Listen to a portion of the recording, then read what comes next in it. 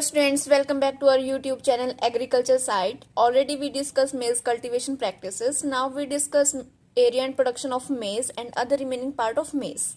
Let's see first area and production. World के अंदर सबसे ज़्यादा जो एरिया एंड प्रोडक्शन की बात करते हैं वो है यूएसए के अंदर. अगर प्रोडक्टिविटी की बात करें तो वो है इटली की. इंडिया के अंदर बात करें एरिया और प्रोडक्शन सबसे ज़्यादा किस स्टेट की है वो है कर्नाटका. अगर प्रोडक्टिविटी की बात करें वो है आंध्र प्रदेश की. चलिए अब बात करते हैं क्लाइमेट की. क्लाइमेट की क्या रिक्वायरमेंट है मेज कल्टीवेशन के अंदर. जैसा कि हम जानते हैं कि ये खरीफ क्रॉप है तो इसको वार्म वेदर की ज़रूरत होती है. अगर रबी के अंदर सीजन के अंदर हम इसको उगाते हैं मेज़ को तो वो कर्नाटका और हरियाणा और बिहार के अंदर सबसे ज़्यादा उगाई जाती है. ठीक है. उसके बाद जर्मिनेशन के लिए टेम्परेचर 21 डिग्री सेल्सियस रिक्वायर्ड है. Optimum temperature is 32 degree Celsius. Soil is dark loamy soil and alluvial soil. PH range is 5.5 to 7.5. ये बेस्ट पीएच है मेज कल्टीवेशन के लिए. ठीक है.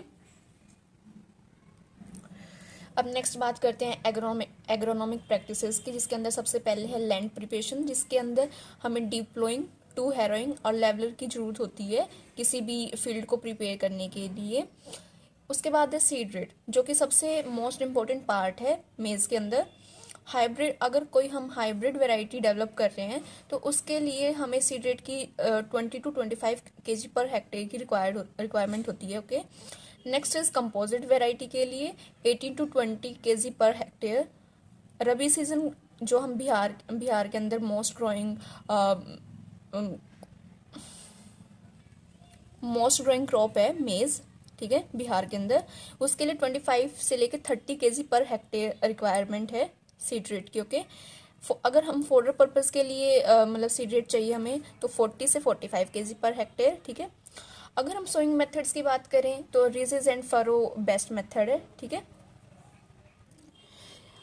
अगर स्पेसिंग की बात करें तो 60 into 20 सेंटीमीटर रिक्वायर है. अगर रो से रो के बीच का डिस्टेंस चाहिए वो है 60 सेंटीमीटर.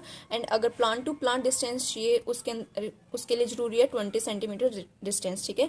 अगर सोइंग डेप्थ की बात करें तो 5 सेंटीमीटर चाहिए होता है. ठीक है. डेप्थ सीड रेट को मतलब करने के लिए. अब नेक्स्ट बात करते हैं प्लांट पॉपुलेशन की, कि एक फील्ड के अंदर एक पर हेक्टेयर के लिए कितने प्लांट पॉपुलेशन ज़रूरी होते हैं. अगर खरीफ सीज़न की बात करें तो उसके अंदर 65,000 प्लांट पॉपुलेशन होनी चाहिए. अगर रबी सीज़न की बात करें तो 90,000 पर plant population per hectare requirement होती है.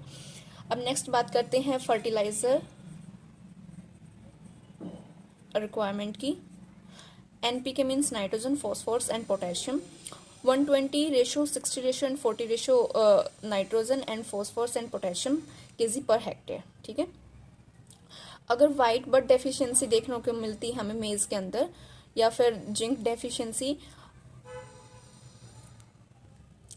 जो वाइट बर्ड डेफिशिएंसी हमें शो होती है मेज के अंदर वो मेनली जिंक डेफिशिएंसी की वजह से होती है. अगर हमें जिंक वाइट बर्ड डेफिशिएंसी को कंट्रोल करना है तो हमें जिंक सल्फेट डालना पड़ेगा 25 kg पर हेक्टेयर. ठीक है. अगर इरिगेशन है, अगर 500 से 600 मिलीमीटर वाटर की रिक्वायरमेंट होती है पानी की. ठीक है. इरिगेशन. अब हमें देखना है कि इरिगेशन हम किस स्टेज पे देंगे मेज़ के अंदर. फर्स्ट इरिगेशन है वो हम जर्मिनेशन स्टेज पे देंगे.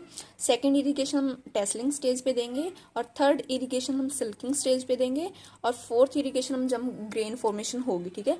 जो टेसलिंग और सिल्किंग है ये क्रिटिकल स्टेजेस हैं मेज़ की. ठीक है. ये इंपॉर्टेंट है. टेसलिंग और सिल्किंग ये क्रिटिकल स्टेजेस हैं, पूछी भी जाती हैं एग्जाम्स के अंदर. नेक्स्ट बात करते हैं हम वीड मैनेजमेंट की. ठीक है.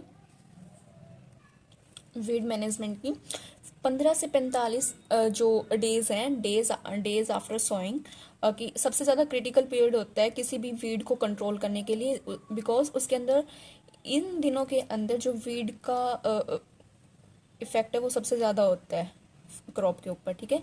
तो हम सबसे ज़्यादा मोस्ट कॉमन हर्बिसाइड यूज़ करते हैं सिमाजिन and atrazine. 0.5 kg per hectare इसकी जो क्वांटिटी या कंसंट्रेशन हम यूज़ करते हैं सिमाजिन और एट्राजिन की हर्बिसाइड है ये. ठीक है. अब हार्वेस्टिंग है. अगर कोई हाइब्रिड या कंपोजिट वेराइटी है, ठीक है, डेज आफ्टर सोइंग है ये, डेज आफ्टर सोइंग, ओके। अगर कोई हाइब्रिड या कंपोजिट वेराइटी है तो उसकी हम हार्वेस्टिंग कर लेंगे 90 से लेके 110 डेज के बीच के अंदर। अगर कोई फोडर वेराइटी है तो उसकी हम जो हार्वेस्टिंग करेंगे वो 60 से 65 डेज के बाद कर लेंगे, ठीक है। जो मेज़ का कोई ग्रेन है, मेज़ का ग्रेन है, तो उसके अंदर हार्वेस्टिंग स्टेज पे जो मॉइस्चर लेवल होना चाहिए वो 25 डिग्री सेल्स 25% होता है, ठीक है। अगर स्टोरेज के ऊपर देखेंगे तो स्टोरेज के टाइम पे जो ग्रेन का मॉइस्चर लेवल है वो है 12%, ओके। अब लास्ट में हम बात करते हैं यील्ड की, ठीक है। अगर कोई कंपोजिट वेराइटी है तो 40 से 45 क्विंटल पर हेक्टेयर उसकी जो यील्ड हमें मिलेगी। अगर कोई हाइब्रिड वेराइटी है तो उसके अंदर 50 से 60 क्विंटल पर हेक्टेयर हमें यील्ड मिलेगी हाइब्रिड वेराइटी के अंदर, ठीक है। Thank you.